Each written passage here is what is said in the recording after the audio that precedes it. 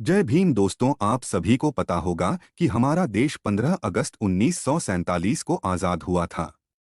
भारत आज़ाद होने के बाद हमें भारत को सुव्यवस्थित और सुचारू रूप से चलाने के लिए एक संविधान की आवश्यकता थी। इस कार्य के लिए एक संविधान सभा बनी। इसमें कुल 299 सदस्य थे। इस संविधान सभा के अध्यक्ष डॉक्टर राजेंद्र प्रसाद थे।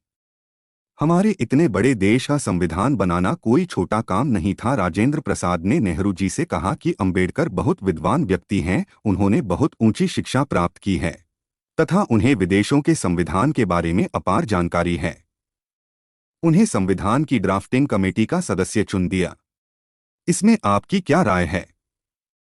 पंडित नेहरू ने कहा, ठीक है, इस कार्य के लिए डॉक्टर अंबेडकर से उपयुक्त कोई अन्य पुरुष हो ही नहीं सकता।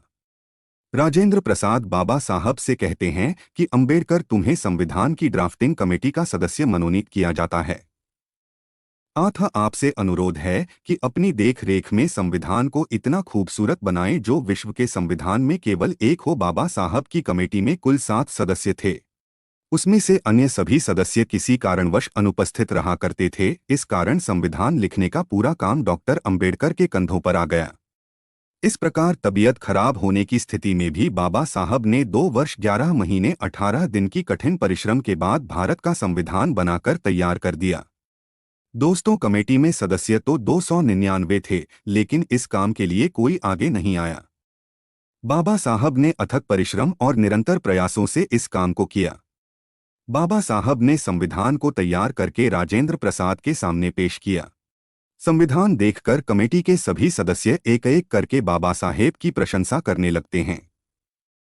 एच.वी. कामथ ने कहा कि डॉक्टर अंबेडकर को कानूनी योग्यताओं का लोहा माना जा चुका है। वह जब चाहे तब दिल को रात और रात को दिन कर सकते हैं। इसके बाद जसपत राय कपूर ने कहा कि मुझे शुरू में डॉक्टर अंबेडकर से घृणा थी, लेकिन मैं अब समझता हूं कि अंबेडकर ने जो काम किया उसे चमत्कार ही कहा जा सकता है। इसके बाद यशवंत राय वाल्मीकि कहते हैं कि हम बाबा साहेब के बहुऋणी हैं कि उन्होंने अनुच्छेद 13 को अंकित किया। ताजमुल हुसैन कहते हैं कि डॉक्टर अंबेडकर प्रतिभाशाली महापुरुष हैं, उन्हें संविधान और कानून के विषय में सब कुछ पता है।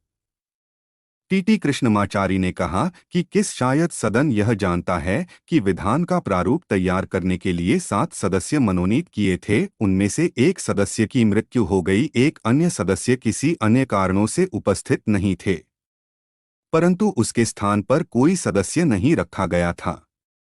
एक अन्य सदस्य अपने राज्य प्रबंध की समस्याओं से ही निवृत्त नहीं हुए, इस कारण उनकी कमी रही। 1 या 2 सदस्य दिल्ली से दूर रहें और संभवतः स्वास्थ्य खराब होने के कारण इस कार्य में भाग नहीं ले सके। इस प्रकार विधान का प्रारूप तैयार करने का काम अंत में अकेले डॉक्टर अंबेडकर की ही कंधों पर आ पड़ा। मैं उनका धन्यवादी हूं कि उन्होंने इस काम को कितने प्रशंसा योग्य ढंग से निभाया है।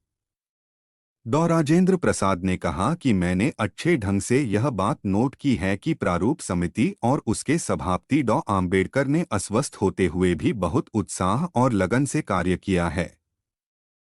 हमने उन्हें जो कार्य सौंपा था उन्होंने उसमें 4 चांद लगा दिए।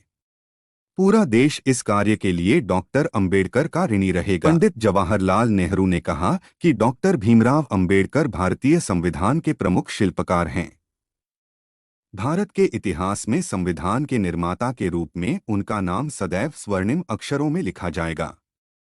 दोस्तों, अगर आप हमारे चैनल पर पहली बार आए हैं तो चैनल को सब्सक्राइब और वीडियो को लाइक ज़रूर कर दें, क्योंकि मैं प्रतिदिन बाबा साहब के जीवन से संबंधित वीडियो लेकर आता रहता हूं।